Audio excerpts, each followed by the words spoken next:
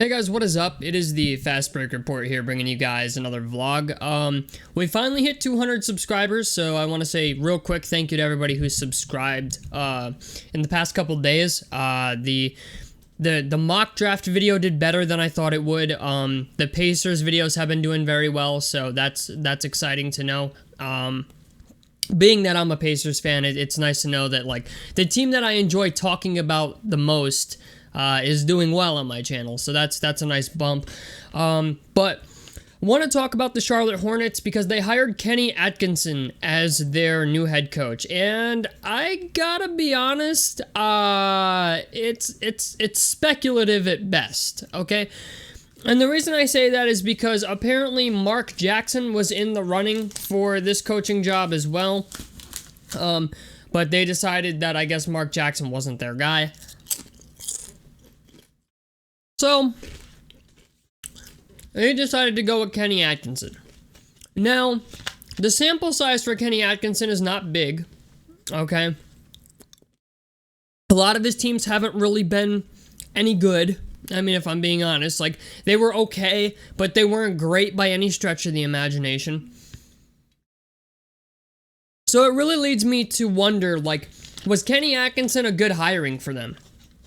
Now, I understand their last guy, I think it was James Borrego, wasn't the greatest guy, okay, but he made do with what he had, okay? He wasn't a bad coach by any means. But he wasn't the guy that the Charlotte Hornets were looking for. It seemed like James Borrego had kind of reached his peak of where he was going to get that team. And they still got into the play-in, didn't make it to the playoffs. And this is a team that really needs to focus on a couple things, okay? Defense being the main one, okay? This team needs help in a lot of areas, but they really need to start locking their shit up on defense. Last year, they were 6th in the league on offense as far as offensive rating. Defensive rating, they were 23rd. As far as pace goes, they were 6th in the NBA as well. So there's a lot to be desired there as far as offense goes. But defense really needs some work. They're kind of a middle of the pack rebounding team and not on the good side of being in middle of the pack. Like they're anywhere from 15th to 12th depending on what website you look on.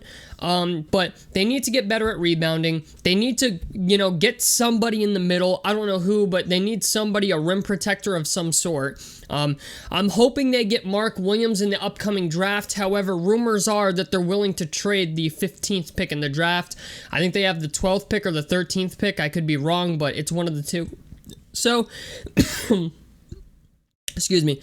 They have draft picks. Hopefully they draft Mark Williams. Maybe that should hopefully fill their hole at center. And I think Mark Williams coming out of Duke, if the Charlotte Hornets draft him, will be the day one starter. That's just honestly how I feel about it.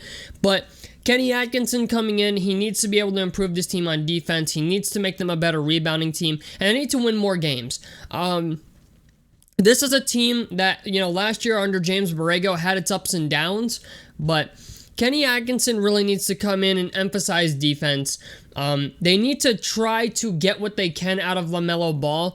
I guess the three guys that they were really going for this coaching job were Mark Jackson, Kenny Atkinson, and Mike D'Antoni. And I'm not a fan of Mike D'Antoni at all. I just want to say that. I feel like his teams they get the most out of one player, but they don't get the most out of the entire team.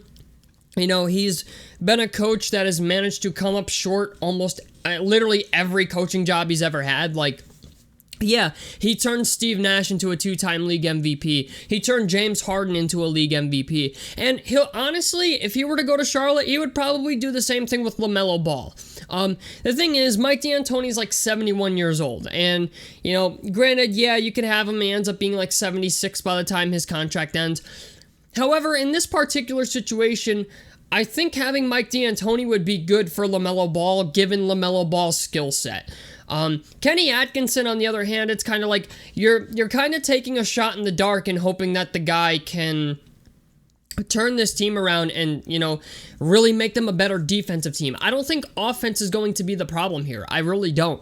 I think Miles Bridges is very good. I think LaMelo Ball is very good. I think PJ Washington and James Bouknight leave a lot to be desired. Granted, I understand PJ Washington is kind of an undersized stretch 4, almost a 3 guy.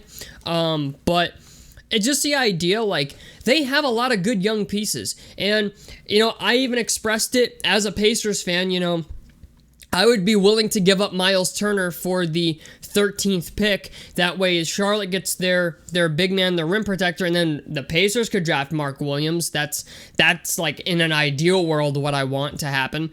But they also have Gordon Hayward. Their team they've got offensive pieces. It's just they need to play defense. They need to rebound better. I think LaMelo Ball does a great job of facilitating that offense. It's just a matter of we have to wait and see. You know what I'm saying? By the All-Star break, you should know what you've gotten, I think, with Kenny Atkinson, or at least have an idea of what you're going to have. And I just think, like, in the LaMelo Ball situation, I probably would have taken Mike D'Antoni. But you know what? This is who Michael Jordan wanted. And another thing that kind of concerns me about this is my personal opinion, this is my biggest concern with the whole thing, is Michael Jordan going to let the GM and the coach do their jobs? Because I want to be honest with you, Michael Jordan was a very good basketball player, but he is not the greatest owner, okay? And I understand wanting to win. Michael Jordan has been a winner his entire career.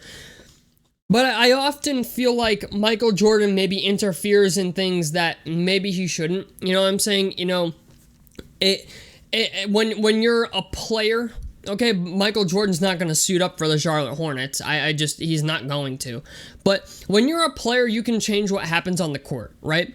But if you're a coach or a GM, you can't do that. And I feel like more often than not, Michael Jordan gets involved in shit that he shouldn't get involved in.